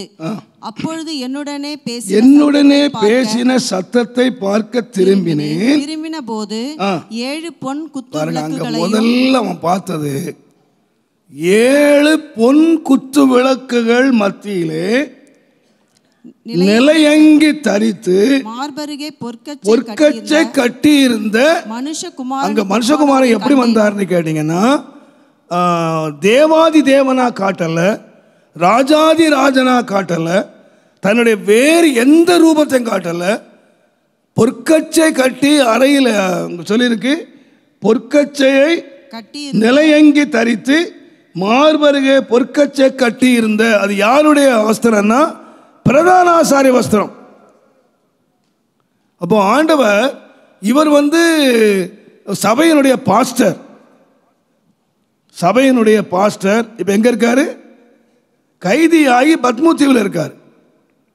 ஆனால் ஆண்டவர் தரிசனம் கொடுக்குறாரு. என்ன கொடுக்குறாருன்னா, இவர் கர்த்தர் நாளில் ஆவிக்குள்ளான போது இவர் நினச்சிட்டார், நம்ம பாஸ்டர் இல்லையே, நம்மளை ஜெயிலில் வச்சுட்டாங்களே, நம்ம பத்மு தீவுக்கு போயிட்டோமே.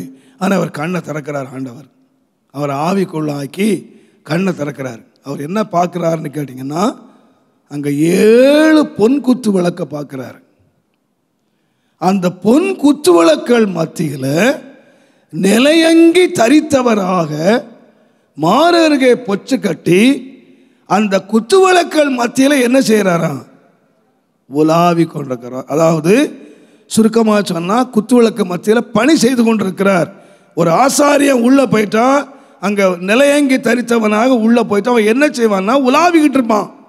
அந்த விளக்கு கொளுத்துறான், சமூகத்தை மாத்துறான், தூப பீடம் போத்துறான், அங்கே நிற்க மாட்டான், அங்கே பணி செய்து கொண்டே இருக்கிறான்.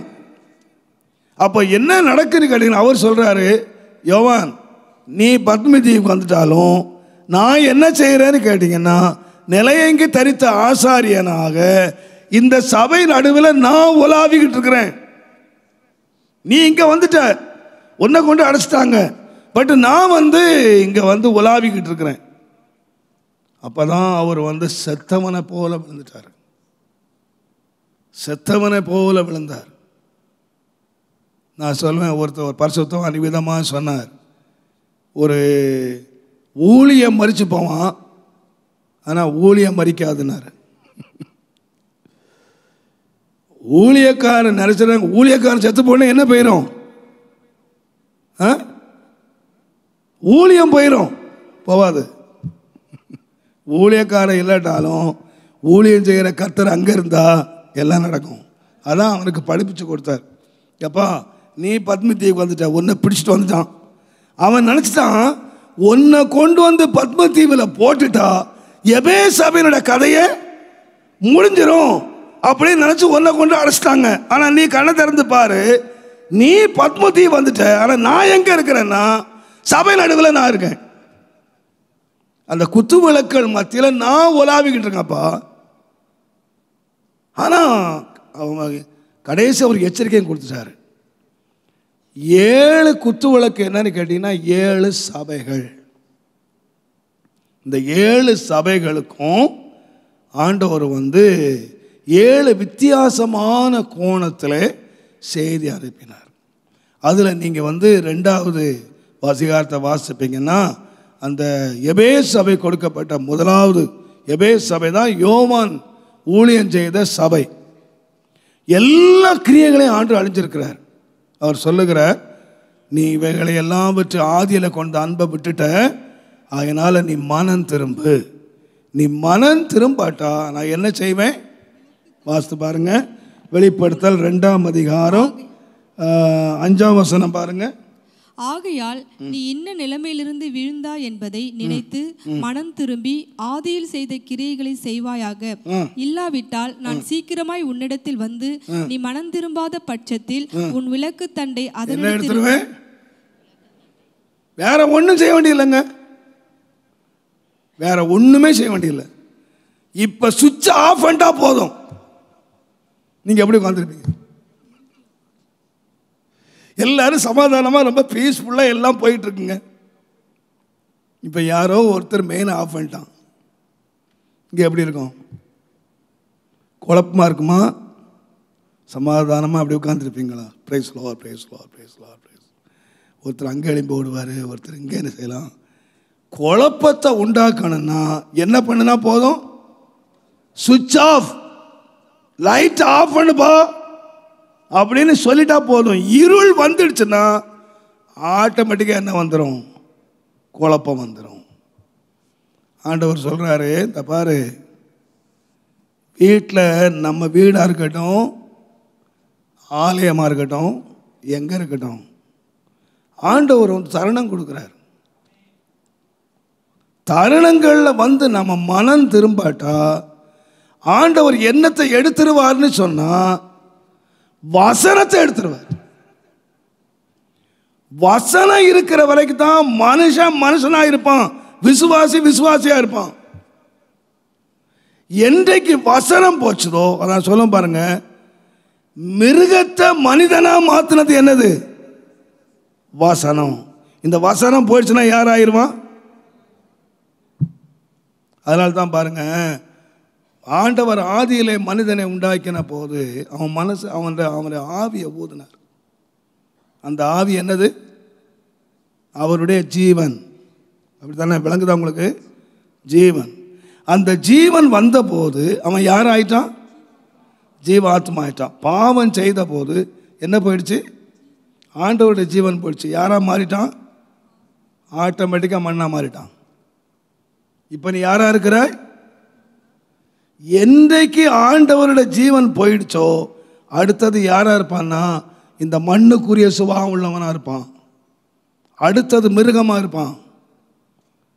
அடுத்தது அவன் பழைய லெவலுக்கு போயிடுவான், அதை விட கீழே போயிடுவான். ஆண்டவரை சந்திக்க முன்னதாக கூட, சந்திக்கிறதுக்கு முன்னால அவன் மனுஷனாக இருந்தான். நல்லா கவனிங்க, நம்முடைய சுபாவங்கள் மாறுறதை நீங்கள் பார்த்தீங்கன்னா, ஆண்டவர் மண்ணினாலே மனுஷனை உண்டாக்குனாரு. அவன் சுவாசத்தில் தம்முடைய ஜீவனை ஊதினாரு. யாரா மாறிட்டான்? ஜீவாத்மா மாறிட்டான். இப்போ ஜீவன் போயிடுச்சு. இவன் யாரா மாறல தெரியுமா? மனுஷனா மாறல. யாரா மாறிட்டான்? மண்ணா மாறிட்டான். மண்ணா மாறிட்டான். நான் சொல்லுவேன், ஒருவன் இயேசுவிடத்திலே வரும்போது அவன் வசனத்தை கை கொள்ளும் போது அவன் அவரை போல இருப்பான். வசனம் போயிட்டா பழைய குருடிய காட்டிலும் கேவலம் போயிடுவான். அதனால தான் இயேசு சொன்னாரு, உன் முன்னிலைமையை காட்டிலும் உன் பின்னிலைமை கேடா இருக்கும். முன்னால உனக்கு ஒரு பிசாசு தான் பிடிச்சது, இப்ப 7 பிசாசு பிடிச்சிடும். அவன் துன்மார்க்கனா மாறிடுறான். அப்ப அவனை நல்லவனா வச்சிருந்தது என்னது? By word. நம்முடைய அந்த வெளிச்சத்தை நம்ம காப்பாற்றி கொள்ளணும். அதனால தான் இயேசு சொன்னார், நான் எங்க உலாவிக்கிட்டு இருக்கேன்னு கேட்டீங்கன்னா, விளக்கு மத்தியில், வெளிச்சத்தின் மத்தியில், வசனத்தின் மத்தியில். வசனம் எங்க இருக்கோ அங்க தேவன் உலாவுகிறார். வசனம் எங்க இல்லையோ தேவன் அங்க விளக்கு தட்டை தூக்கி போட்டு போயிட்டே இருக்கிறார். மிக இன்றைக்கு பாருங்க, நிறைய கோபுரம் இருக்கு, கூட கோபுரங்கள் இருக்கு. என்னெல்லாம் தெரியுமா? No word, no word. நான் நேற்றைய தினத்தில் அங்கே வாலிபர்களுக்காக ஒரு கூட்டத்தை வச்சுருந்தாங்க. உண்மையாக எனக்கு ரொம்ப ரொம்ப சந்தோஷமாயிட்டேன் நான் அந்த பிள்ளைங்களை பார்த்த உடனே. எல்லாம் நல்லா படித்த பிள்ளைங்க, வாலிபர்கள், சர்ச்சு ஃபுல்லாக இருந்தாங்க. எனக்கு நேரம் போகிற தெரியல, எனக்கு நிற்க முடியல. அங்கே மீட்டிங்கெல்லாம் வீட்டுக்கு படுக்க போகிறது நைட்டு 1 மணி. நீங்கள் நல்லா கொடுத்து வச்சவங்க 8 மணிக்கே வெளியே போயிரு. நைட்டு 1 மணிக்கு தான் நாங்கள் படுக்க போகிறது. அப்புறம் காலையில் எழும்புனா அடுத்த மீட்டிங். 3 நாளாக பிழிஞ்சிட்டாங்க, எல்லாமே கொலாப்ஸ் ஆகிடுச்சு. ஆனால் ரொம்ப டயர்டாக ஒரு அரை மணி நேரம் பேசிட்டு வந்துடலான்னு போனேன். நான் நினைக்கிறேன் 12 மணிக்கு ஆட்டோ கொடுத்தாங்க, 3 மணிக்கு முடித்தேன். ஏன்னு கேட்டிங்கன்னா யாருமே எழும்பல அந்த பிள்ளைங்க. ஏன்னு கேட்டிங்கன்னா பாருங்கள், நான் சொன்னேன், அமெரிக்க நாடு வந்து தான் உலகத்திலே பெரிய பணக்கார நாடு. இங்கிலாந்து தேசம் இந்த உலகத்துக்கு வெளிச்சத்தை கொண்டு வந்த தேசம். அங்கேருந்து தான் மிஷினரிகள் வந்து இன்றைக்கி நம்ம நாட்டை சந்தித்தாங்க, உலகம் சந்தித்தாங்க. ஆனால் ரொம்ப துக்கம் என்ன தெரியுமா? இன்றைக்கி நீங்கள் ஆலயத்துக்கு போங்க, நீங்கள் இங்கிலாந்து தேசத்தில் ஆலயத்துக்கு போனீங்கன்னா 4 கிழவி உட்கார்ந்துருப்பான். ஒரு யூத்தை நீங்கள் பார்க்க முடியாது, ஒரு வாலிபனை நீங்கள் ஆலயத்தில் பார்க்க முடியாது. எழுத்தின்படி உண்மை. நீங்கள் அமெரிக்கா போய் பாருங்க, இங்கிலீஷ் சர்ச்சஸில். ஆனால் ரிவைவல் யார் கொண்டு வந்தான்னு கேட்டிங்கன்னா, கர்த்தருடைய பிள்ளைகள் வசனத்தை கொண்டு வந்தாங்க. வசனம் கொடுக்கப்படுகிற இடங்களில் நிறைஞ்சிருக்காங்க பழைய ஆதி சர்ச்சஸ்.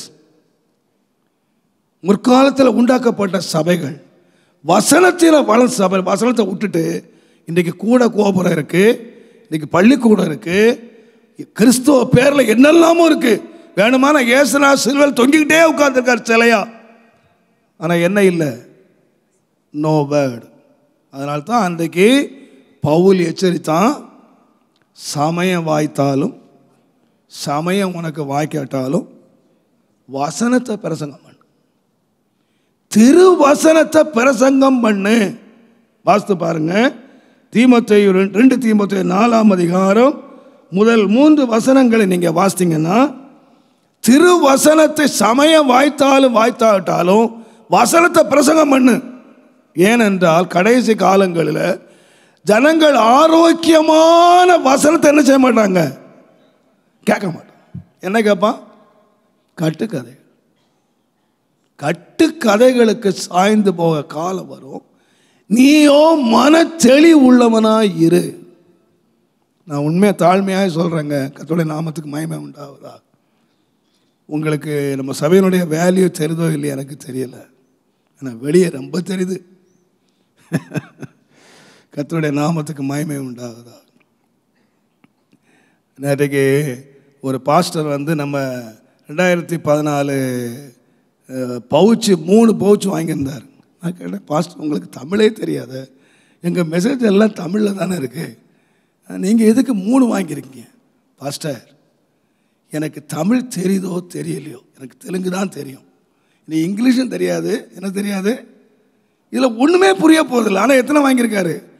750 ரூபா கொடுத்து 3 வாங்கியிருக்காரு. எதுக்கு பாஸ்டர் 3 வாங்கியிருக்கு? பிரதர், இந்த 3 நாளில் இதில் ஒன்று பார்த்தேன், இதில் அபிஷேகம் பண்ணப்பட்ட வார்த்தை இருக்கு பிரதர். இதை போட்டால் புரியும் எனக்கு. எனக்கு ஆச்சரியமாக இருந்துச்சு. பாஷையே புரியாது, ஆனால் அவர் 750 ரூபா கொடுத்து 3 வாங்கிட்டு போகிறார்.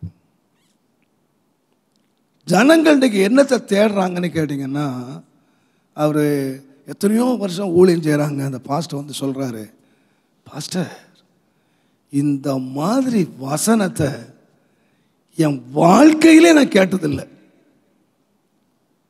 இப்படி வசனத்தில் இவ்வளவு ஆழம் இருக்குன்னு எனக்கு தெரியவே தெரியல. யார் சொன்னது? பாஸ்டர். இதுக்காக நான் சொல்லலை. பாருங்க, வாழ்க்கையில் வசனம் என்ன இன்றைக்கு என்ன கேட்டா, வசனத்தை விட்டாங்க, கதை பேசிக்கிட்டு இருக்காங்க. இன்றைக்கி சபைகளில் போய் பாருங்க, சபைகளில் ஆட்டம் பாட்டம் இருக்கு, கர்த்தருடைய வசனத்துக்கு இடமே இல்லை, வசனத்துக்கு இடமே இல்லை. ஆனால் உண்மையாய் ஒரு நம்முடைய வாழ்க்கையை மாற்றுகிறது பாட்டு முக்கியம்தான். ஆனால் வசனம் இல்லாத வாழ்க்கை இருள் அடைஞ்சு போயிடும், இருள் அடைஞ்சு போயிடும். அங்கே தான் ஆண்டு என்ன செய்கிறார்னா உலாவுகிறார். விசுவாசிகளாகி நீங்களும் ஊழியனாகிய நானும் நம்முடைய வாழ்க்கையை பிரகாசிக்க பண்ணுகிறது என்னன்னு கேட்டிங்கன்னா வேர்டு. அந்த விளக்கை கொளுத்துறார் நம்முடைய வாழ்க்கையில். அதான் அந்த குத்து விளக்கு காட்டு. விளக்கை ஏன் அவன் கொளுத்துனான்னு சொன்னால், இங்கே உள்ளதை முதலாவது கண்டுபிடிக்கணுமானா என்ன இருக்குது, இங்கே என்ன இருக்கு, தன்னுடைய கரைகளை, தன்னுடைய குறைகளை, தன்னுடைய குற்றங்களை அவன் எல்லாத்தையும் கண்டுபிடிக்கணுமானா முதலாவது வெளிச்சம் தேவை. உள்ளே போனோன்னே வெளிச்சம் தேவை.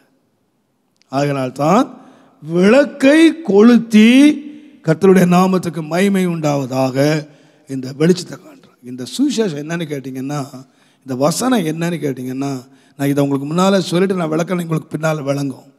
2 கொரிந்தியர் 4ஆம் அதிகாரம் தயவு செய்து 4ஆம் வசனத்தை நீங்கள் வாசித்தீங்கன்னா, தேவனுடைய சாயலா இருக்கிற கிறிஸ்துவின் மகிமையான சுவிசேஷத்தின் ஒளி, தேவனுடைய சாயலாய் இருக்கிற கிறிஸ்துவின் மகிமையின் சுவிசேஷத்தின் ஒளி. நல்ல கவனம், பிரித்து வாசித்து பாருங்க. தேவனுடைய சாயலாய் இருக்கிற கிறிஸ்துவின் மகிமையான. அப்போ சுவிசேஷத்துக்கு என்ன பேர் கொடுக்கலாம் பாருங்க. பவுல் ரொம்ப ரொம்ப வேத அறிந்த ஒரு மனுஷன். சுவிசேஷம் அப்படி கலாத்தியர் சொல்லும்போது நான் அறிவித்த விஷயம் சொன்னான். ஆனால் கொரிந்தியருக்கு சொன்னான், தேவனுடைய சாயலாய் இருக்கிற கிறிஸ்துவின் மகிமையான சுவிசேஷத்தின் ஒளி. அப்போ சுவிசேஷம் என்னன்னு கேட்டிங்கன்னா, தேவனுடைய சாயலாய் இருக்கிறது, அது கிறிஸ்துவின் மகிமையாய் இருக்கிறது, அது ஒளியாய் இருக்கிறது. அதான் சுவிசேஷம். இந்த சுவிசேஷத்தின் ஒளி அவர்களுக்கு பிரகாசமாய் இராதபடிக்கு மனதை குருடாக்கிட்டான், பிசாசு குருடாக்கிட்டான். ஒளிய இப்போ நம்முடைய கண்ணை திறந்து என்னத்தை பார்க்கணும்னா, அந்த ஒளி நமக்குள்ள வர்றதுக்கு நாம் இடம் கொடுக்கணும். ஆண்டவரே, இந்த ஒளியில், இந்த வெளிச்சத்தில் நான் அதனால்தான் சொல்லப்படுகிறது கிறிஸ்துவின் சாயல். அந்த தேவனுடைய சாயல் என்ன? தேவன் எப்படி இருப்பார்? தேவன் எப்படி இருப்பார்? ஒரே வார்த்தை, தேவன் ஒளியாக இருக்கிறார். அந்த ஒளியாக்குவதற்கு தேவன் ஒளியிலே இருக்கிறார். அவரிடத்திலே எவ்வளவேன்னு என்ன இல்லை, இருள் இல்லை. இதை நாங்கள் அவரிடத்தில் கற்றுக்கொண்டோம் என்று பவுல் சொன்னார். யோவான் சொன்னார். யோவான் 1:5 இருக்கு. அவர் எல்லாம் ஒளியாய் இருக்கு. அவன் பாருங்க, உங்களையும் என்னையும் இந்த தேவனுடைய சாயலாய் மாற்றுவதற்கு தான் என்ன கொடுக்கப்பட்ட வசனம். இந்த வசனத்தின ஒளி உள்ள வர வர வர வர நம்ம யாரா மாறிடுறோம் என்று கேட்டால், தேவனை போல ஒளி உள்ளவர்களாக நாம் மாறுறோம். அதனால தான் நீங்கள் பின்னால் நீங்கள் கற்குமாறு சொல்லுகிறேன், இந்த குத்து விளக்கை பண்ணும் பொழுது இந்த ஆசரிப்பு கூடாரத்தில் ஆண்டவர் நிறைய பணிகளை செய்ய சொல்லியிருக்கிறார். திரை பண்ணும்போது 4 நூலில் பண்ண சொன்னார். தூணு பண்ணும்போது மரத்தில் செய்து பொன்னில் மூடு, வெண்கலத்தில் மூடு, உள்ள பொண்ணு வெண்கலம் இதெல்லாம் மூடணும், வெள்ளி எல்லாம் மிக்சிங்கில் இருக்குது. பலிபீடம் வரும்போது மரத்தில் செய்து பொண்ணு வெண்கலத்தால் மூடுன்னு சொல்லியிருக்கு. ஆனால் கலப்படம் இல்லாமல், மரமாக இல்லாமல், கலப்படம் இல்லாமல் ஒரே தகடால் அடித்து செய்யப்பட்ட பொருள் குத்து விளக்கு. இதில் நோ மிக்சிங், இதில் மாமிசமோ இதில் எதுவும் வரக்கூடாது, மனுஷகமோ எதுவும் வரக்கூடாது. 2 பொருள் தான் இந்த ஆசரிப்பு கூடாரத்தில் வெறும் பொன்னினால் செய்யப்பட்டது. ஒன்று குத்து விளக்கு, இன்னொன்று முன்னால் பரிசுத்தலத்தில் மகாபரிசுத்தத்தில் போனீங்கன்னா அங்கே கிருபாசனம் என்று ஒன்று இருக்கிறது. அதில் நோ மாமிசம், மரம் இல்லை, வெறும் பொன். அப்போ இந்த வசனம் என்னன்னு கேட்டிங்கன்னா, இதில் மாம்சிகம் கலக்கவே கூடாது. இது முழுவதும் ஆவிக்குரியது, இது முழுவதும் தேவனுடைய ஜீவன் உள்ளது. இதை எந்த மாம்சத்துக்குரியவே கண்டுபிடிக்க முடியாது. இந்த வசனத்துக்குள்ள எந்த மாம்சம் கலக்கக்கூடாது. ஆகையினாலே தான் பவுல் சபைக்கு எழுதும் பொழுது 2 கொரிந்தியர் 2ஆம் அதிகாரம் 17ஆம் வசனத்தை நீங்கள் வாசிப்பீங்கன்னா, வாசிங்க. அநேகரை போல நாங்கள் தேவனுடைய வசனத்தை கலப்பாய் பேசாமல், கலப்பா பேசல. அப்ப தேவனுடைய வசனத்தை என்ன செய்றாங்க? கலக்குறாங்க. மாம்சத்தையும் அறிவையும் அனுபவத்தையும் கொண்டு வசனத்தினுடைய துப்புரவை கலக்கக்கூடாது.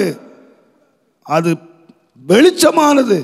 அதை எந்த கலப்பில்லாம பேசணும். வசனம் தான். அதனால ஒரே வசனத்தை வாசித்து முடிச்சிடுறேன். நீதிமொழிகள் 6ஆம் அதிகாரம் 23ஆம் வசனமா பாருங்க. நீதிமொழிகள் 6:23. கட்டளையே விளக்கு, கட்டளையே விளக்கு. கட்டளையே தான். கட்டளையும் விளக்கு இல்ல, கட்டளையே விளக்கு, வேதமே வெளிச்சம். வேதமே வெளிச்சம், வேதமும் வெளிச்சம் அப்படின்னு இல்லை. பிரதர், வாழ்க்கையில் எதை வச்சுக்கணும்? கொஞ்சம் வேதத்தையும் வச்சுக்கிடணும், கொஞ்சம் குமுதத்தையும் வச்சுக்கிடணும். கொஞ்சம் வேதத்தையும் வச்சுக்கிடணும், கொஞ்சம் அறிவையும் வச்சுக்கிடணும். அப்படியே வேதத்தையே பண்ணிடக்கூடாது. நமக்கும் ஆண்டவர் ஞானம் கொடுத்துருக்கிறார்ல, கொஞ்சம் ஞானமாக யோசிக்கணும் எல்லாத்தையும். ஆனால் வேதம் என்ன சொல்லுதுன்னா, நீங்கள் உங்கள் வாழ்க்கையில் வச்சுக்கோங்க, கட்டளையே விளக்கு, வேதமே வெளிச்சம். வேதமும் வெளிச்சம் இல்லை, கட்டளையும் விளக்கு இல்லை. இதுதான் விளக்கு, இதுதான் வெளிச்சம். இதை வச்சு உன் வாழ்க்கை நீ விளக்கு ஏற்றுவேனா? அந்த குத்து விளக்கை ஏற்றுவேனா? அங்கே யார் பணி செய்வான்னு கேட்டா, யார் உலாவி வருவான்னு கேட்டா, கர்த்தர் உலாவி வருவார். சும்மா உலாவி வரமாட்டார். எப்படி உலாவி வருவார்னா, 7 நட்சத்திரங்களை கைகளில் ஏந்தி கொண்டு உலாவி வருவார். ஒரு சபைக்குள்ள கர்த்தர் தம்முடைய ஊழியனை தம்முடைய கையில் ஏந்திக்கிட்டு கர்த்தர் உலாவி வர வேணுமானா அங்கே என்ன இருக்குன்னு கேட்டிங்கன்னா, வசனத்தின் வெளிச்சம் அங்கே இருக்கணும். அதனால தான் சொல்லப்படுகிறது 119ஆம் சங்கீதம், தயவு செய்து 130ஆம் வசனமா,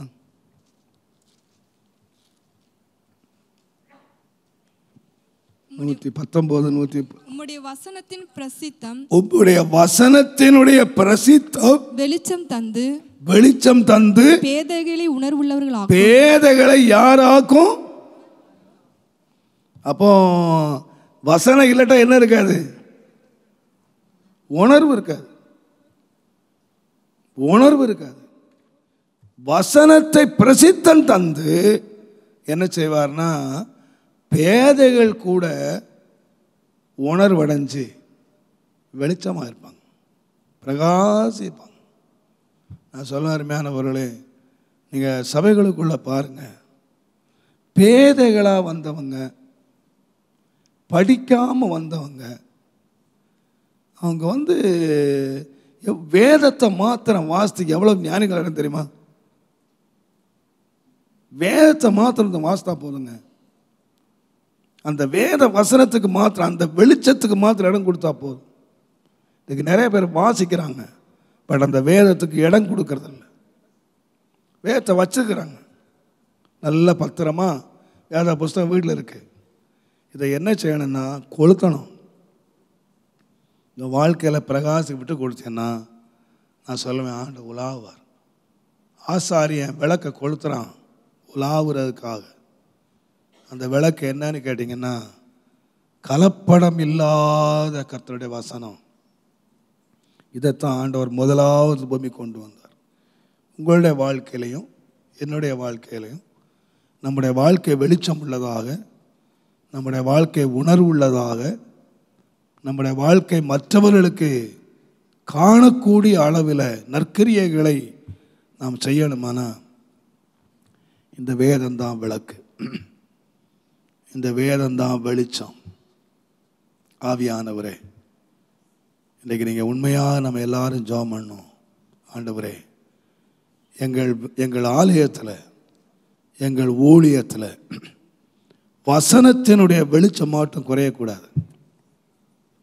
வசனத்தின் வெளிப்படுத்தல் மாத்திரம் குறையக்கூடாது. நான் அவங்க ஆந்திர சபையில் நன்றி சொல்லும்போது சொன்னேன், ஆண்டவர் எனக்கு ஒரு பெரிய பாக்கியம் என்னன்னு கேட்டிங்கன்னா, எனக்கு ஒரு சபையை தந்திருக்கிறார். என் சபை மக்கள் யாருன்னு கேட்டிங்கன்னா, வசனத்தை எப்படி சொன்னாலும் உட்காந்து கேட்டுக்கிட்டு இருக்க ஆளுங்க. எவ்வளோ வசனத்தை எவ்வளவு ஆழமாக எவ்வளோ கண்டிப்பாக சொன்னாலும் கேட்டுக்கிட்டு இருப்பாங்க. அது நான் சொல்லுவேன், உண்மையாக கர்த்தருக்கு நான் நன்றி சொல்லுவேன். நிறைய பேர் என்கிட்ட சொல்லியிருக்காங்க, பாஸ்டர் நீங்கள் பேசுகிற மாதிரி இங்கெல்லாம் பேசினா ஒருத்தர் இருக்க மாட்டான்னு. அதனால தான் சபைகளில் என்ன வந்துடுது, அங்கே என்ன இல்லை, வசனம் இல்லை. வசனம் இல்லைன்னா என்ன இல்லை, வெளிச்சம் இல்லை. அவங்க நினைக்கிறாங்க வசனம் பேசிட்டா ஓடிடுவாங்க, வசனத்தை பூசினா இருப்பான். எப்படி இருப்பான்? மிருகமாக இருப்பான், மிருகமாக இருப்பான். வசனத்தை கேட்டு கொஞ்சம் பேராக இருந்தாலும் அவன் யாராக இருப்பான்னா தேவ மனுஷனாக இருப்பான், தேவாத்மாவாக இருப்பான். நம்ம கூட்டம் இல்லை முக்கியம், கூட்டம் இல்லை முக்கியம். யார் முக்கியம் தெரியுமா? இருக்கிறது யாரு? வெளிச்சம். இருக்கிறவங்க தேவ சாயலில் இருக்காங்க, தேவ ரூபத்தில் இருக்காங்க. இதை மாற்றுகிற என்ன வேணும்னு கேட்டிங்கன்னா வெளிச்சம் வேணும். ஆலயத்துக்குள்ள இருண்டு போன அந்த கூடாரத்துக்குள்ள நிலையங்கி தரித்த ஆசாரியனை ஊழியம் செய்யணுமானா வெளிச்சம் வேணும். வெளிச்சமாகிய வசனம் சபை விட்டு போயிருமானா நிலையங்கி தரித்த ஆண்டவர் விளக்கு அணைச்சிட்டு போயிட்டே இருப்பார். நீங்களும் நானும் நம்முடைய வாழ்க்கையை முதல்ல எதுக்கு ஒப்பு கொடுக்கணும்னு கேட்டிங்கன்னா வசனத்துக்கு, கர்த்தருடைய வார்த்தைக்கு.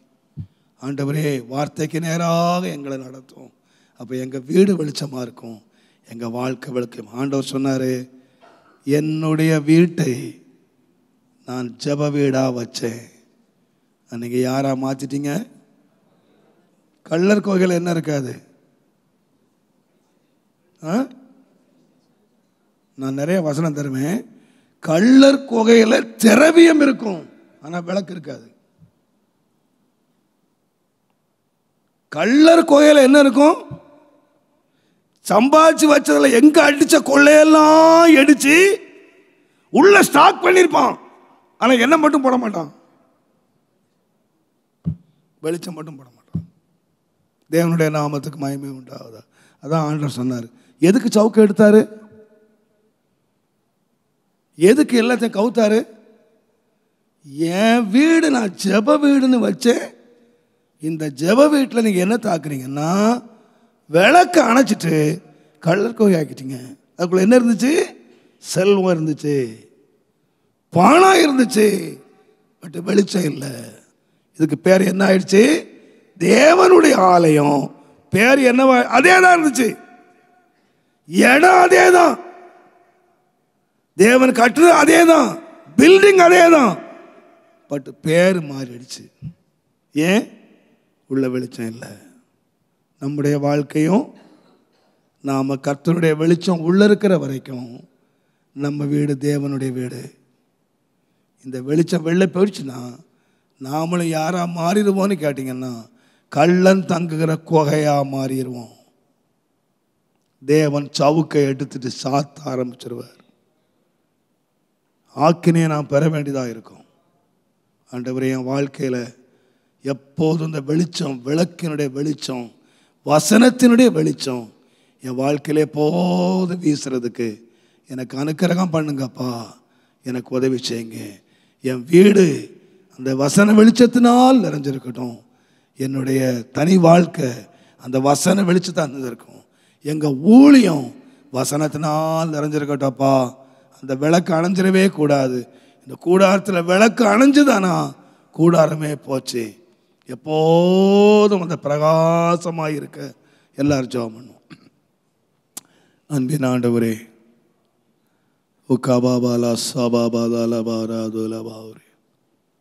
ஆண்டவரே, வசனத்தின் மேன்மையை நாங்கள் அறிவதற்கு எங்களை படிப்பித்து கொடுக்கிறீர், எங்களை கற்றுக் கொடுக்கிறீர். நான் உம்மிடத்தில் அடிக்கடியாய் அழுகையோடு கண்ணீரோடு சொல்லுகிறது போல இந்த சபைக்கு ஒரு பாக்கியத்தை கொடுத்திருக்கிறீர் சுவாமி. உடைய வசனத்தை தியானிக்கவும், உடைய வசனத்தை கற்றுக்கொள்ளவும், உடைய வசனத்தை கீழ்ப்படியவும் ஒரு நல்ல கூட்டத்தை எங்களுக்கு தந்திருக்கிறீர். ஆனால் தானே அப்பா, நீங்க சொன்னீங்க, என்னுடைய வேதத்தை நீங்கள் ஆராய்ந்து பாருங்கள், அதனாலே உங்களுக்கு நித்திய ஜீவன் உண்டு என்று சொன்னீங்களப்பா. நாங்கள் சிறு கூட்டமாக இருந்தாலும் வேதத்தை ஆராய்கிற அனுபவத்தை எங்களுக்கு தந்தீரே. நாங்கள் ஆராய்கிறவர்களாய் மாத்திரம் இல்லப்பா, இந்த வேதத்தினுடைய வெளிச்சம் எங்கள் இருதயத்திலே, எங்கள் கண்களிலே, எங்கள் அவயவங்கள் ஒவ்வொன்றிலேயும் ஆண்டவரே விசேஷமாக உன் கண் வெளிச்சமாய் இருந்தால் உன் சரீரம் எல்லாம் வெளிச்சமாக இருக்குன்னு சொன்னீர். எங்கள் கண்கள் வெளிச்சமாகட்டும், உங்களுடைய வசனத்தினால் வெளிச்சமாகட்டும். கர்த்தருடைய வசனம் கண்களை தெளிவிக்கிற தேனிலும் தெளிதேனுமாய் இருக்கிறது. எங்கள் எல்லாருடைய கண்களையும் இந்த வசனத்தினால தெளிவாக்குங்கப்பா, வசனத்தினால தெளிவாக்குங்க. உம்முடைய கிருபை எங்களோடு கூட இருந்து நடத்தட்டும். இயேசுவின் நாமத்தில் பிதாவே, ஆமென்.